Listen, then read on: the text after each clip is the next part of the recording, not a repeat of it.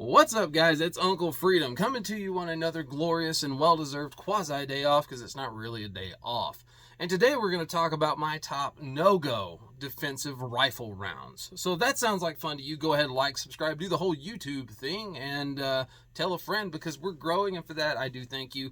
It's been kind of neat to watch this expand the way it has. We've unlocked a new achievement in the comments section. Trolls have arisen. And those of you that don't know what trolls are really don't give a shit if they're right. They just want you to be wrong. Those people are toxic to the gun community. If you did not know that, the gun community will eat its own. And people that will tell you all of the ways you are wrong without even listening to your thing because they know more than you are toxic to our community. They don't help bring new people in. They don't educate people. They really have no desire to. They just want to be toxic to everyone around them. So that was an achievement we unlocked, which was kind of fun.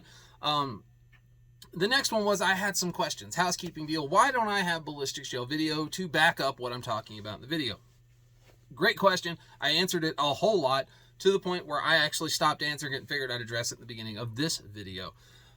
So the reason I don't have ballistic gel videos is because I started doing this over 10 years ago. And 10 years ago, I had absolutely zero desire whatsoever to be on YouTube. I had nothing to do with this. The only thing I cared about was the data, because I'm a nerd. I nerd out on what bullets do. It's super fascinating to me. I don't know why. I do the same stuff with like long range stuff with reloading. I nerd out on what makes this stuff work because it's fascinating to me. So that said, when I shoot ballistic gel, first off, I don't shoot clear ballistic gel. Usually clear ballistic gel is what you see in all the videos where the bullet goes in and you see the bullet hit. Real ordnance gel is not clear. It's at very best case kind of a ruddy brown color that's not really good to look through unless you have like really good lighting. Like when I say good lighting, I mean like a light behind your shit. You're not going to see the wound track very well, and like we have to do flashlights and shit or put dye inside of the block so that we can actually see the wound track usually when you shoot ballistic gel, or you have to have really good ambient light. The other option is sim test, and sim test is opaque. It is not see-through at all, and when you shoot it, it just jiggles. Like, there's nothing for you to look at. It's really not exciting on that end of it when you shoot real ordnance gel or sim test. It does look cool on clear ballistics. That's why I have clear ballistics gel, because sometimes it's just fun to look at. But when I would do this, I didn't care what it looked like. That didn't matter at all. What I cared about is how far did it penetrate, how big was my wound track, how long's my neck, which is the distance from when the bullet enters the gel block to when it starts doing whatever the bullet is going to do. Did it fail? Did it pass? Why? Those are the things I care about. Did I lose a pedal and it made it flap like a wounded duck through the gel block and it gave me an inconsistent result from what the round should have done? Did I clog a hollow point? Did I smash the pedals in and it just drove through the block like a full metal jacket? Like, those are things that like we determine by examining wound tracks. And for people that don't know, it's painfully obvious when a bullet doesn't do its job when it hits gel. It does not take a ballistician or a rocket scientist or a guy in a white coat. It takes a dude in a flannel shirt going, damn, that one's straight, that one's big. That's what it looks like. It just looks like an ice pick hole that goes through the ballistic gel when a round fails miserably. And that's something you'll see a lot. You'll also see some that don't really have a very good wound track. They might have a little bit of a disruption at the beginning, but it narrows down really fast. And typically you'll look at those and the points are closed in on themselves. But I mean, I've shot all kinds of stuff. And I mean, usually I keep the bullets. Like, I try to keep a couple from all of them. Like, this is one I just found laying on my workbench. This is a 105 grain Federal Guard Dog. It's a neat bullet. But it has a fatal flaw. And that fatal flaw is it is not dependent on hydro material. So fluid-based viscous material forcing the expansion, the hydraulic pressure forcing your expansion of the hollow point, which is what opens it up. It's actually dependent on impact, which is cool until I tell you something like if you have on a big-ass Carhartt, I hit the Carhartt, it starts expanding then, which means it's already opening up, which means there's more surface area, which means you're going to get really nasty damage at the beginning, but you're not going to get really any penetration because it's using up the energy it needed to do penetration. That's one of the issues you see with something like the RIP ammo or the G2 or the the civil defense ammo. Same kind of deal. It starts coming apart when it hits things. The problem is if it starts coming apart when it hits things and then it hits the thing, the person or the gel material, it doesn't really penetrate anymore. Yeah, that stuff, like, it'll punch right through level 3A armor, 100%. every time too. Like, it's fast, but it doesn't do shit after it goes through it. There's not a lot left of the bullet to actually do the damage. So, that said, let's talk about these rifle ammo rounds. Now that the housekeeping's over, thanks for bearing with me for that. When we talk about rifle ammo, it's imperative that we talk about rifle ammo based on you selecting a round for what you need it to do. I didn't really touch that as well as I should have in the other bullet videos, but that's a decision you have to make. Do you need barrier penetration? Okay, well, you need to look at a barrier round. Do you need just instant incapacitating stuff the way you would with a varmint bullet? Maybe you need very little ability for it to penetrate wallboard and stay together. Like, maybe that's what you need. You know, I had a guy ask, he's like, I live in an apartment, what would you say? I'm like, a varmint round or a soft point round that's not bonded. You want something that literally will dematerialize in between a couple pieces of wallboard. Yes, you're going to have lead dust and shit that comes out the back, but it's not in the shape of a bullet anymore. So you have to make those decisions based on what you expect your scenario to be. For me, I will always err on the side of having a barrier round, and the reason being I'll err with having a barrier round in a handgun especially is because I'm law enforcement, man. Like, I might have to shoot through shit. That's just kind of how it works. You might not need to do that, in which case, you don't need barrier penetration, so don't buy it. Contrary to popular belief, it does not affect me at all whether you take my advice or don't. It just doesn't. I'm simply giving you information that I've worked pretty hard and spent a whole shitload of money on. I'm giving you that information for you to do with what you want, because this is America, and the more intelligence and information I can hand out to people, the better decisions that you can make. That's how I view the world. Rifle ammo is no different. I'm going to give you just straight facts on paper, basically, from testing out the stuff or using it in real life. And then you're going to take that information and do with what you want with it. So we're looking at my top no-go rifle ammos. And I warned you in the other video that there was most definitely going to be somebody's shit hit the fan ammo on this list. Probably a lot of people's. And the first one that we're going to talk about, it is the absolute please don't do it ammo for me. And that is green tip. 855, XM855, 62 grain lap, light armor penetrator. This is not an armor penetrator. I mean, it was technically designed to penetrate a Russian helmet at a certain distance. But this is not a good defensive round. I know somebody's going to say, but the Army uses it. Yeah, we didn't like it either. If we had had a choice, we would have done something different. This stuff is just not very good. It doesn't reliably tumble. It doesn't reliably fragment. It was designed around a 20-inch barrel, and we immediately went to a 14.5 because that's the big Army. Wait, this works. Let's go to a different thing where it won't work. This stuff makes ice pick holes in things. If you think I'm joking, go talk to any vet who was in the initial part of any of the conflicts that we've been in over the last 20 years, which would be my era, back in the early 2000s. This makes ice pick holes in people. It just goes in and comes out the back. And it literally leaves a 22 caliber hole through them. And if it doesn't tumble or stuff, it takes a lot of 22 caliber holes for somebody to leak out enough hydraulic fluid to stop a fight. Not a good round. Don't do it. I know people are going to be like, it's my shit hit the fan ammo. There's a lot better options out there. One of which on here might be on your list. Next up, we're going to talk about Tula, Wolf, and Barnaul.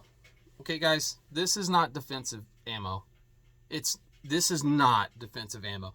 This is not defensive ammo at a level I don't know that I can comprehend. This is target ammo. This is for killing paper or shooting steel targets, and it's really effective at that most of the time. Like, it'll kind of hit what you're aiming at sometimes, depending on whether your rifle likes it or not.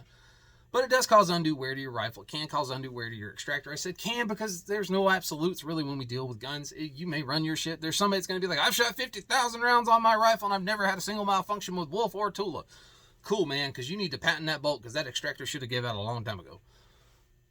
That said, it's cheap and effective, and you can use it for plinking and getting better at shooting your rifle, which is what's important. Also, a lot of times with that stuff, it's critically underpowered, and you can run into an issue where it will not cycle your gun. Which is actually a great segue into the third round on this list, and that is the Remington 55 grain soft point. This bullet is great. Like, no shit. If you hand load a Remington 55 grain soft point, it's devastating. Like, it does what every other varmint round in the world's supposed to do. It has very low risk of over penetration after hitting any kind of a barrier. it is very almost little to no chance of exiting a torso, if you will. That said, for whatever reason, Remington just really sucks at loading this shit with the proper amounts of powder. You will have one box of ammo, and it will cycle your 20-inch rifle and then not cycle your 10.5s. Or it'll cycle your 10.5s and then it won't in the same magazine. Like, it's super horribly inconsistent. And for that reason alone, it's kind of excluded, because if I can't trust it to run my gun, damn sure not going to run my gun in a fucking defensive situation. Because that is the moment where, as you know, Clint Smith puts it, you have poop running down your leg and shit has gone bad and he'll be just short of baby Jesus. Don't use this stuff.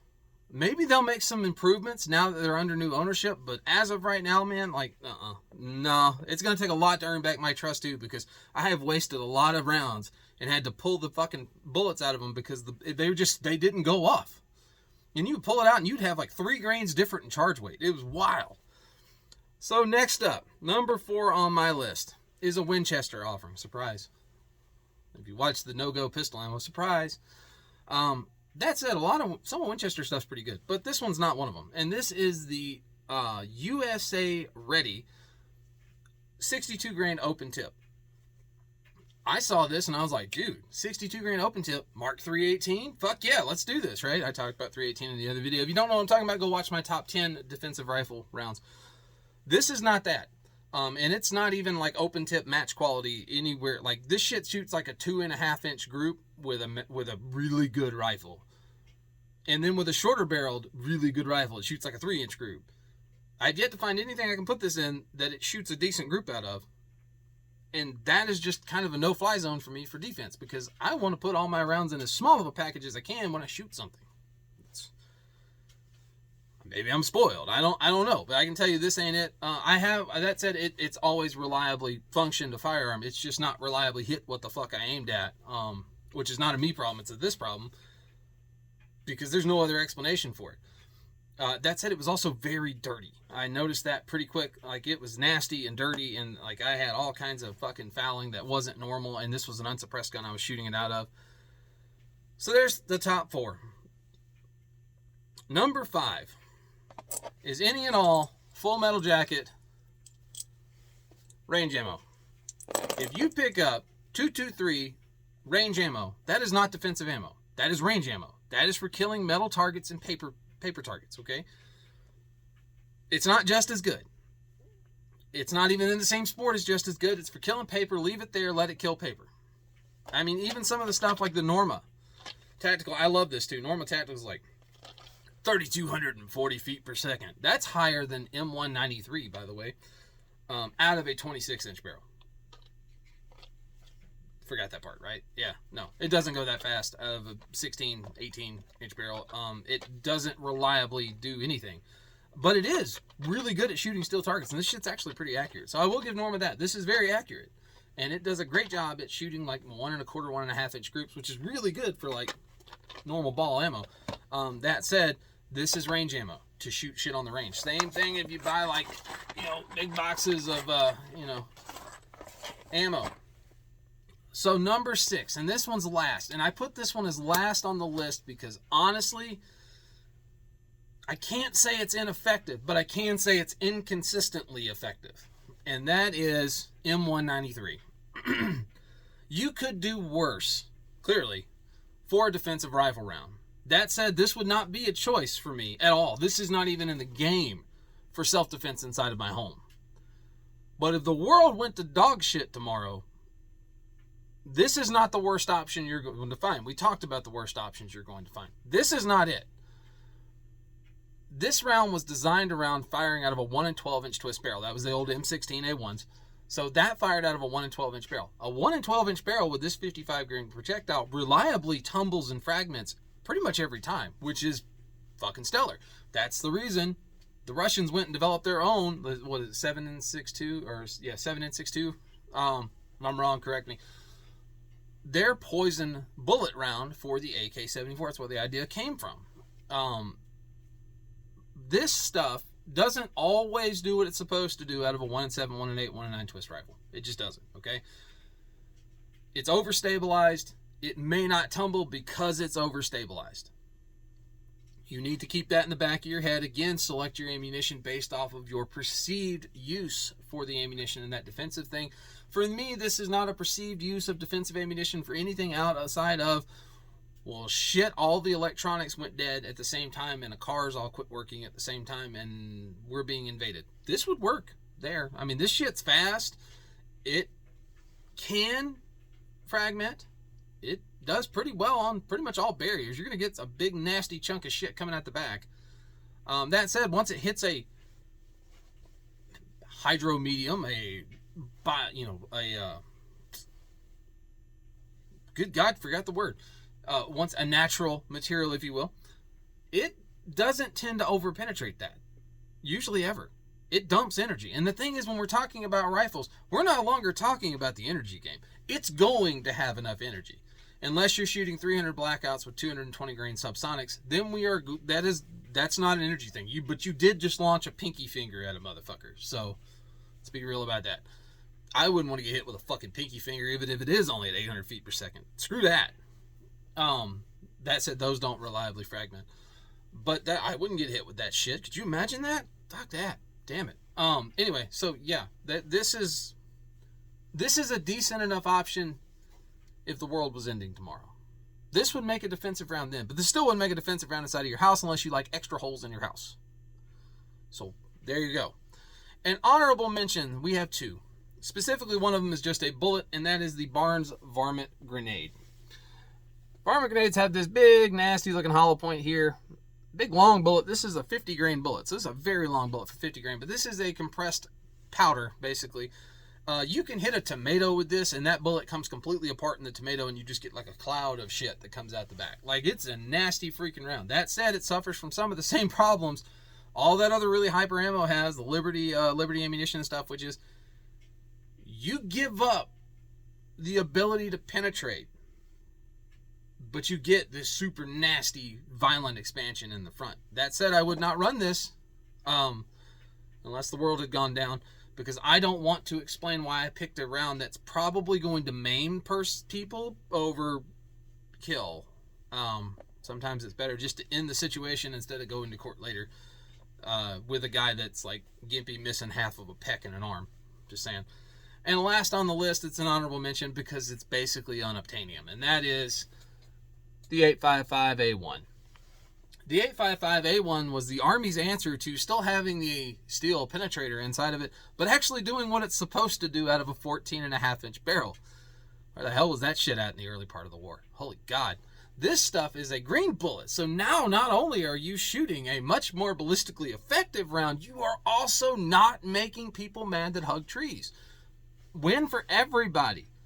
You are caring about the environment one solid copper green round at a time.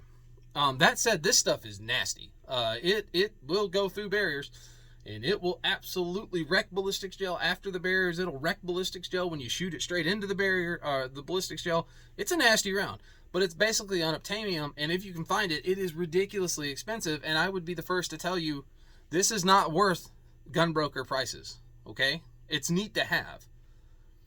It's not gunbroker prices neat. There are better options out there for far less money. You can buy 50 packs from Hornady that are their soft point, which is basically their tap ammunition, the 55 grain soft point. Like, you can get these things relatively inexpensively. That said, none of this matters if you don't tailor your round to your specific reason. If you live in an apartment, there's no way in hell I'm running anything other than a varmint styled round. It's going to dematerialize quickly when it gets into a torso, and it's not going to run the risk of going through a few walls and hitting my neighbor. That's where we're going immediately, right?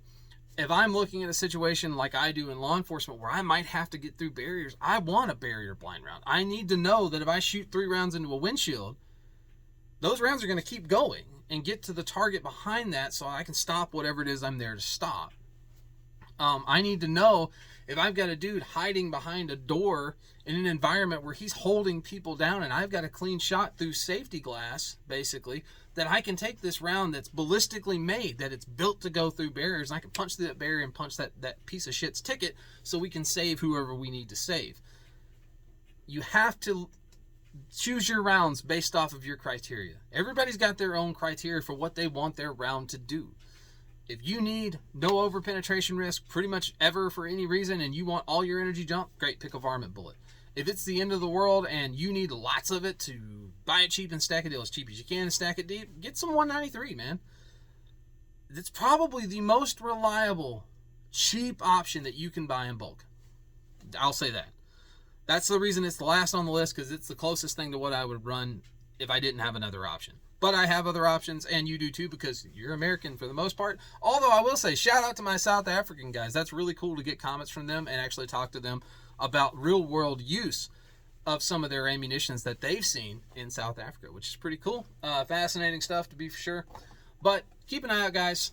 Ammo exists. You can pick up 50 packs of soft points. Fiocchi makes the great 50 grainers. That have the VMAX projectile. There's an inexpensive option. You get 2 boxes of that. You have 3 full mags of a great defensive ammo. So, guys, there's not as many on here because, like I said, we're talking rifles. And rifles jack shit up when they hit it. Like, if you gave me an option, like, hey, dude, you can have a handgun for this fight or a rifle for this fight, I'm taking a rifle, man. Like, rifles end fights. Like, effectively. Handguns put holes in things. That's why the stopping power myth is just that. It's a myth. Like, handguns don't carry the energy to do a bunch of shit. They just put holes in things. Are some more effective holes? Sure, I guess. But fact is, with a handgun, if you don't hit the plumbing, it's not going to do what you want it to do. You have to hit stuff that matters with a handgun. With a rifle, you just pretty much need to get pretty close to it, because there's this big-ass shockwave that comes off of that as it enters the body going fucking 3,000 feet per second. That disrupts things like electrical signals and tissue. So there you go, guys. Food for thought. My top don't do it, no go rifle rounds. I'm sorry. Again, facts don't care about your feelings. Let me know what you thought down in the comments. Tell me your round that you would never trust your life with, and tell me one that you would. That's what I'm more interested in. I want to know what people are using, because that's where I get it. Guys, if I don't respond to your comments, I'm not ignoring you. I promise you, I get a lot of comments now. We're talking hundreds at a time. I'm awake in the middle of the night because I'm on night shift. It is what it is. So if it's something really pressing, like I said, go over to the Instagram page. It's at Uncle Freedom 213. That is Uncle Freedom 213. Feel free to go over there and send me an actual message. If it's something you really need advice or input on, or you just curious, you have a question, and maybe I missed your comment, head over there, give me a shout, and I'll do what I can to get back to you a lot sooner. I check that mailbox every single day to make sure I don't miss people. So, guys, there you go. Uncle Freedom. Take care of yourself. Take care of each other. Until next time, guys. I'll see you later.